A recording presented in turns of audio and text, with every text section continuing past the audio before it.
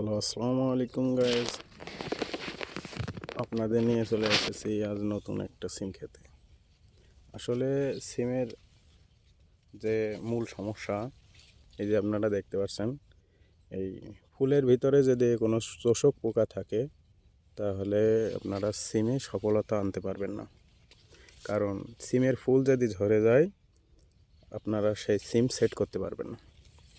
তো এর সমাধান হিসেবে আপনারা স্প্রে শিডিউল হিসেবে মানতে পারেন, যেমন অটো ক্রাফটস কেয়ার লিমিটেডের আছে ট্রাপগার এবং সুরাট অ্যাবামেকটিন বেনজেট গ্রুপের কিছু কীটনাশক স্প্রে করতে পারেন।